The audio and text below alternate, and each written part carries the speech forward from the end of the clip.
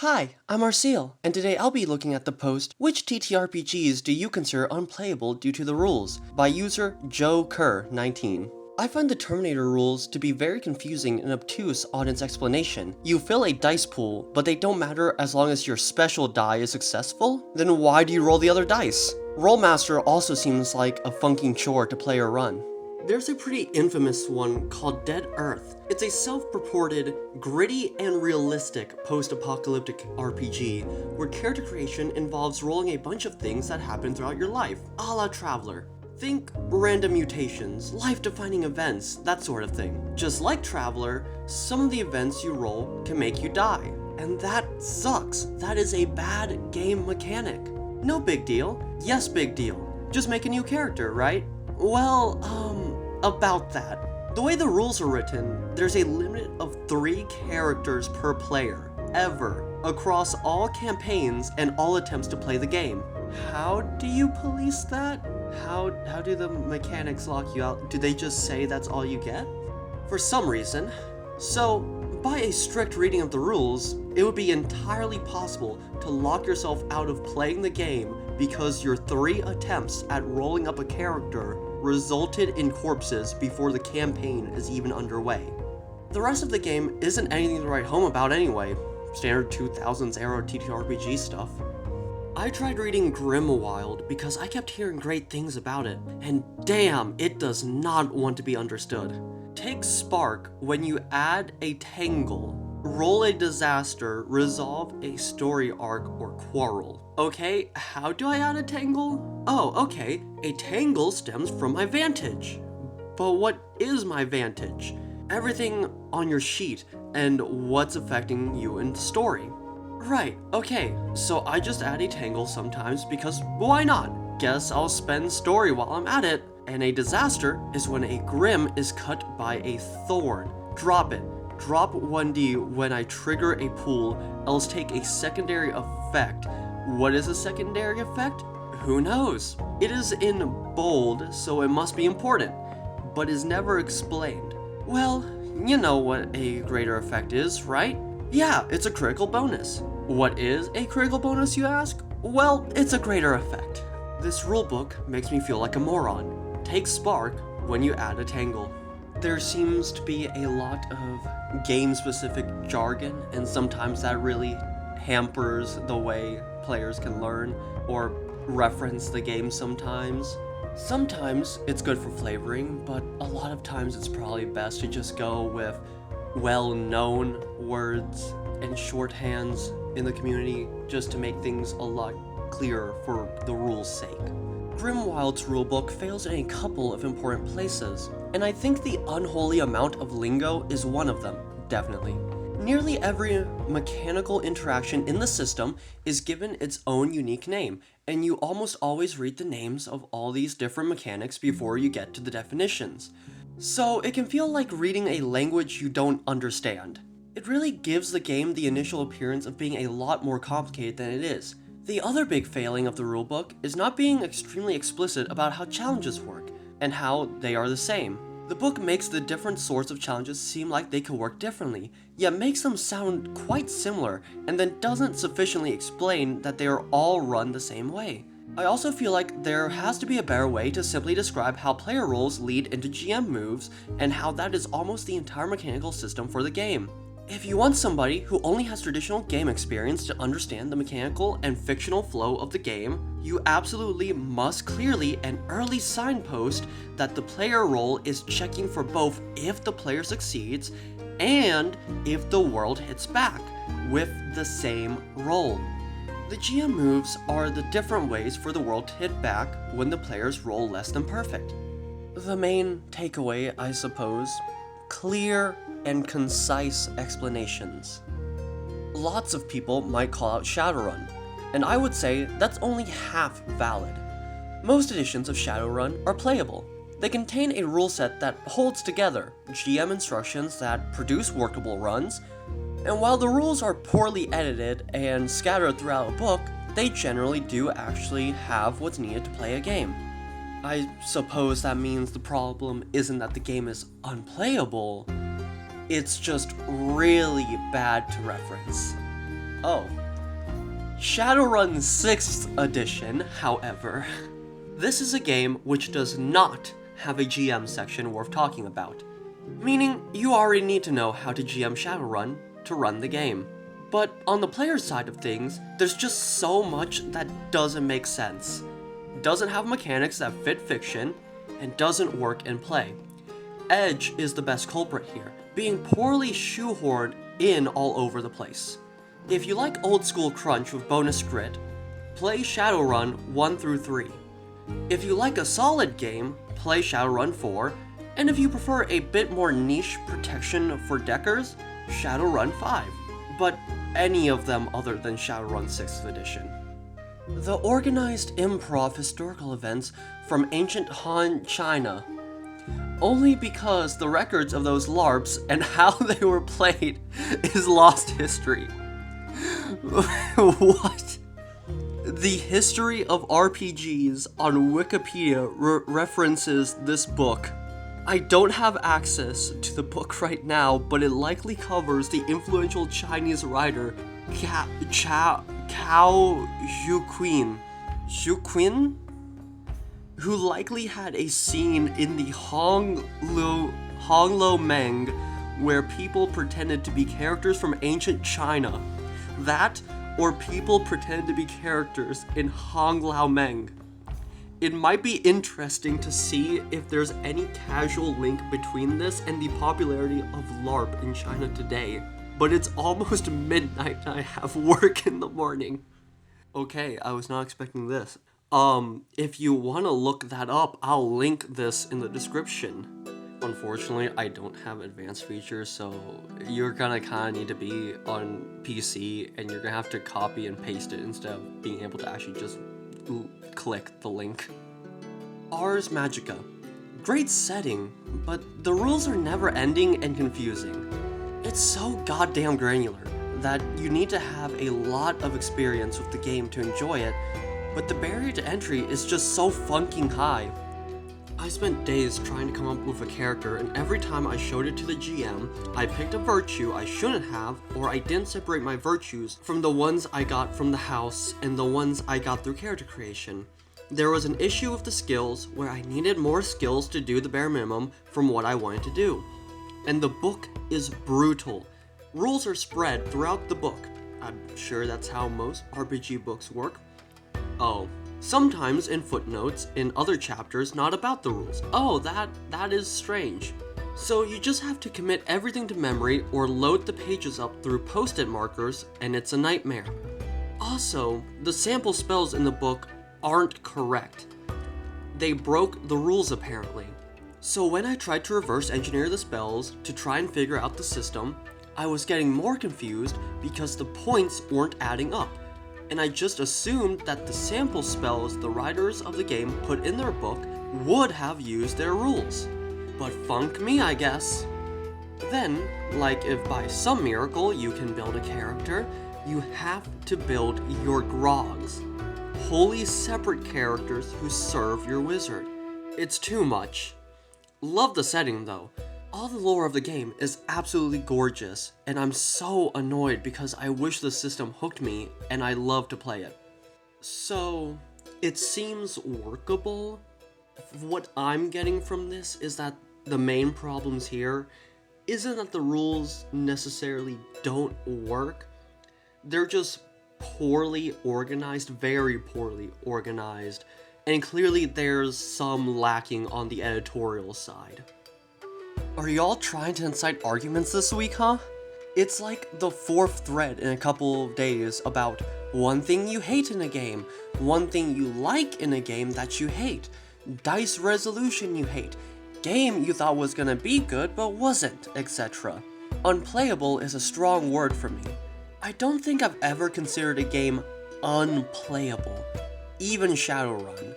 I don't like the rules and find them clunky, but I don't think it's unplayable. Well, yes, I could see arguments happening over this, because this is a thing that a lot of people care about. I think it's also a good chance to learn and review notes from other people in other systems because other people clearly have more experience with some of these systems. I haven't played any of these, and it's cool hearing about them.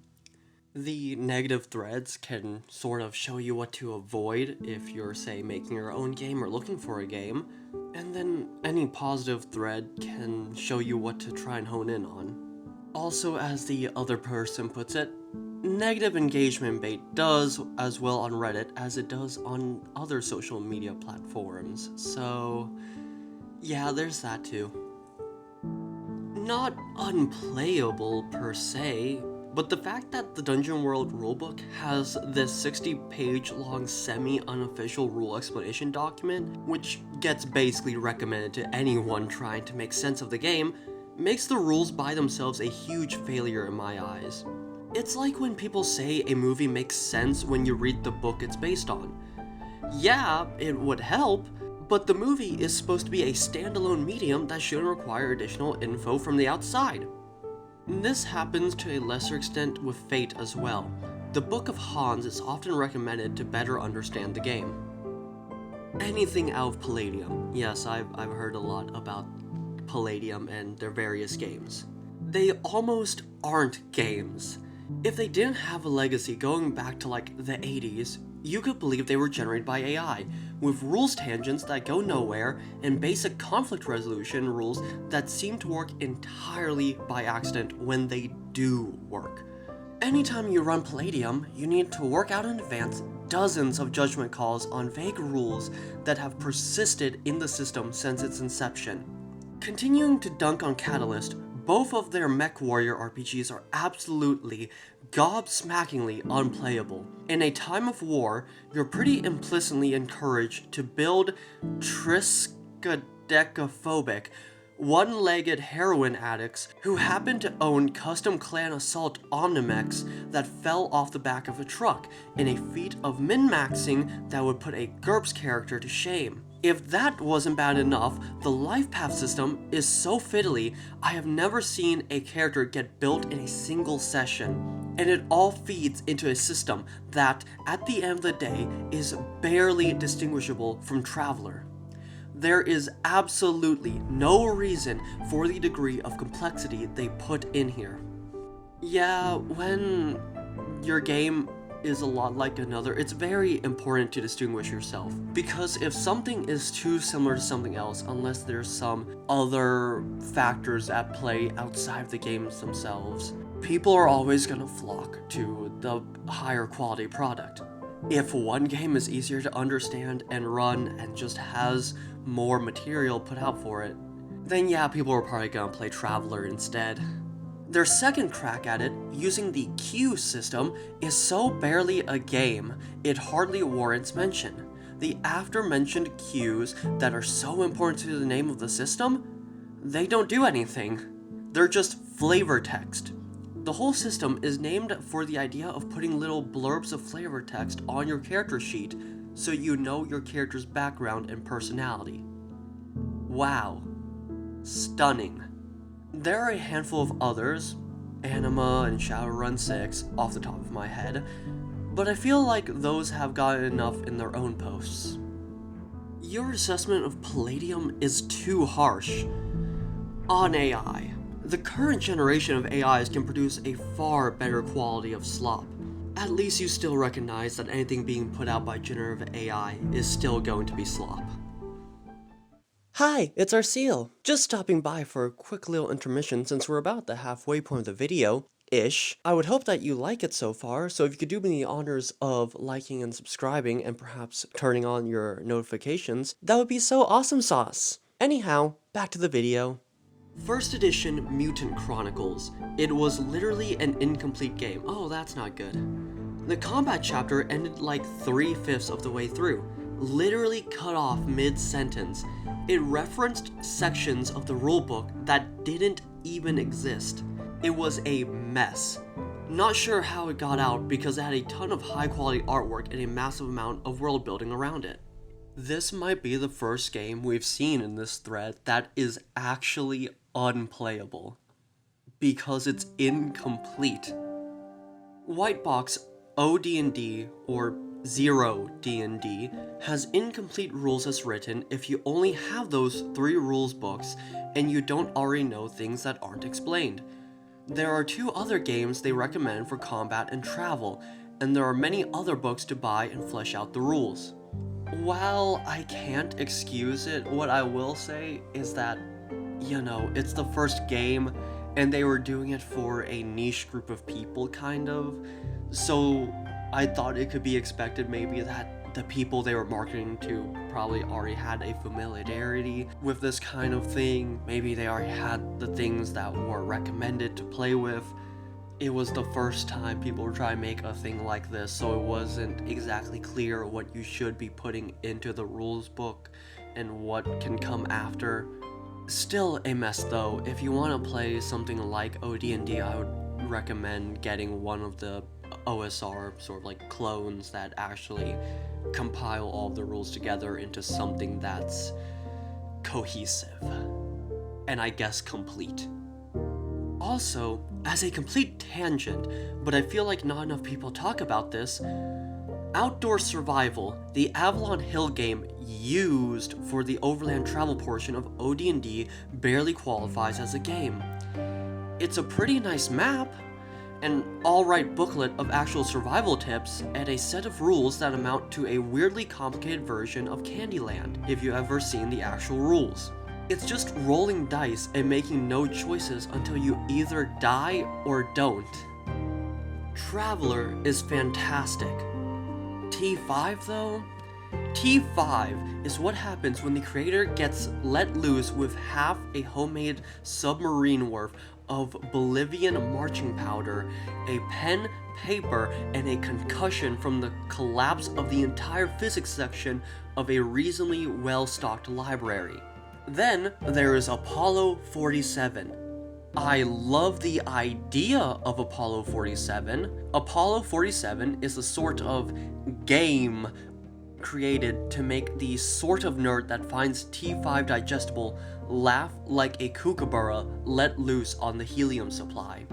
The only way to describe Apollo 47 is to just copy the description from DriveThruRPG. In a somewhat alternative Earth, in a rather different 1987, you will explore the moon on the 47th Apollo mission. The moon! Where 46 other moon missions have gone before. 46. That's an awful lot of successful moon missions. And that's the point. Apollo 47 imagines a future where walking the surface of the moon is a little bit boring. You engage in workaday astronaut activities using a simple improvisatory rules set to play in a quiet world of technobabble and the slow progression of science. If something exciting happens, please stop play immediately and go do something else. You are in the wrong game. I feel like that's a really bad way to market your game. Yes, our game is about being boring and not fun. You should definitely spend your money and time on this and play our game. This is a zero prep game of improvisatory radio chatter that can be played through just about any communications medium for any length of time. 5 minutes to spare? Spend it recalibrating a JLDO unit that's gone out of alignment. Tighten the tamping line used for the 3 baseline screws. The blue screen torques the focus to the left, the green screw adjusts the dustpan height. You should have a yellow-handed size 20 tamping gun and a slot pooler in your work bag. Got them? Okay, so next, one astronaut is supported by a team of voices on the radio. Work, banter, and cause gentle problems for each other. I just can't explain the game any better than that. What you get? You are buying a 1,200 page book. It's 8.5 by 11 and over 7 pounds. It's just stupid big. The book pages are distributed roughly this way. 1 page contains the game. 9 pages contain advice on how to play the game. 13 pages contain useful prompts for operating the game.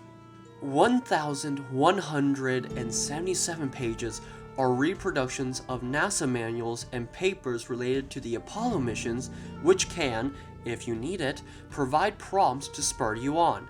Spoiler! I never use the prompt pages and don't really expect you to do so. They just aren't necessary for play. The book is a tremendous folly. It's ludicrous and bloated and couldn't make me happier. If you aren't joining me in hearty guffaws at something this, then stick with the PDF. You'll be fine. I suppose if it exists, there's probably some sort of market for it. It's just, I can't wrap my head around why anyone would want to do that, but I guess I'm not the audience. Rolemaster's reputation is greatly exaggerated. It's obviously not the easiest game, especially by modern standards, and it requires some investment on the part of the GM, but if you keep to the basic rules and don't add 100 supplements, it works well and is not very complicated at all. Yep, Rolemaster sticks to a fairly small and not overly complicated set of resolution mechanics for most things. I think most people take one look at the many weapon charts and think the entire system is going to be exceedingly complicated, but once you internalize a few things, it's not that bad at all. Even the weapon charts are all basically the same thing, repeated, just with different numbers. I've played crunchier games. Source GM'd Rolemaster for many, many years.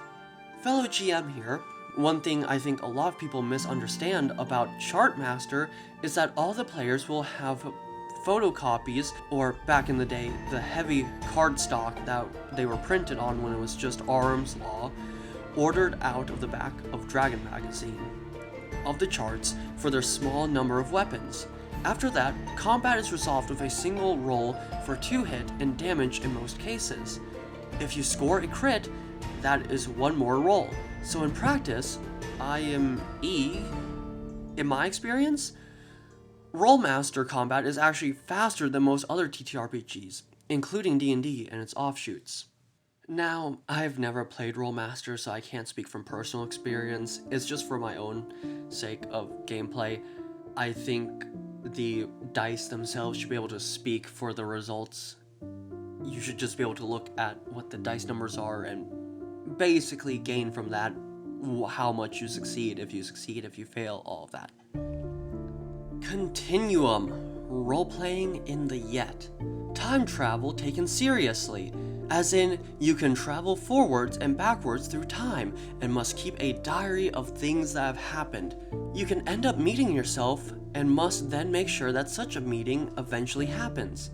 Time combat is a thing, where you can try and mess up someone else's timeline, such that they just paradox out of existence.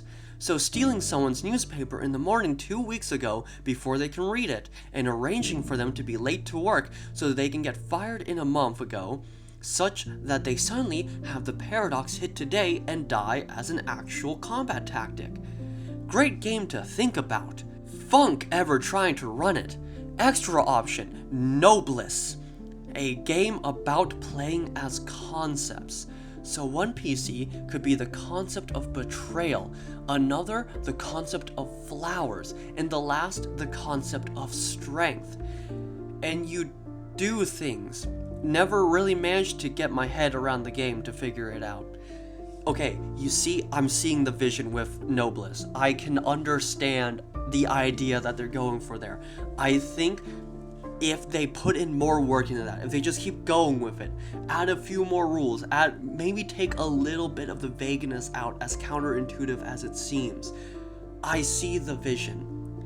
With Continuum, it sounds really cool, but I could tell you from a mile away that this would suck.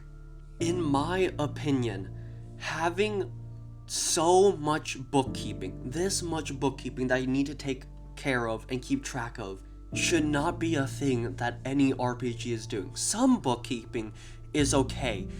If it's a lot of bookkeeping, but it's streamlined and there's a flow to things, then I suppose that also works. This is not it. Leave stuff that requires this much calculation and tracking to a computer. Living Steel tries to be realistic which makes combat very deadly, unless you're wearing a power suit. Power suits can carry something like 250 pounds. You can teleport most anywhere with whatever you can carry once every 24 hours. This suit's power lasts 8 hours, I think, and a recharge battery weighs 250 pounds. I know some people like realistic simulation games, but I think this is a case where, these are still games and this is putting the realism before the workings of the game. You shouldn't play Rahua for a bunch of reasons, but it is also literally unplayable due to the designers forgetting to include any rules for gunfights in a game mostly centered around gunfights. There's a mechanic in the game where your weapons, your guns, level up with you, by the way. That's how important they are. And racism, but honestly the rules for that really don't work either. Wow, it failed at the one thing it was meant to be. How could I have ever guessed? It's almost like the designers were absolute funking morons or something. In case you don't know, Rahua, or Racial Holy War is the full name, I believe. It's a game about white supremacy. And not in a satirical way either, it's just straight up white supremacy. Given the game's subject and content, that's probably a good thing. Thank you for making it to the end of the video. I don't know if it was obvious, but I kinda tried maybe to put on a little bit of a voice for this, for reasons. But I don't know, I don't really have a lot of voice training experience, and I'm tired, so it might just turn out to sound like a whisper instead of me making my voice more feminine. This has nothing to do with the video subject, by the way, but I thought I would bring it up. Anyhow, if it's, distracting, or I guess a little too bad and cringy, I could probably not do it for the next video. As for the games themselves, I wouldn't say most of these are unplayable from what I've seen. The big killer for a lot of these is just poorly worded rules, bad organization, and probably a little lack on the post-game editorial phase. The rules are there, they just need another look over, another round through the editor, and maybe a few more, really. But then they're there, right? If you have any of your own experiences with some of the games presented here, or other games that you've tried to play that seemingly just kinda don't work, I'd love to hear about them in the comments. Anyhow, that's all for this video, so bye-bye!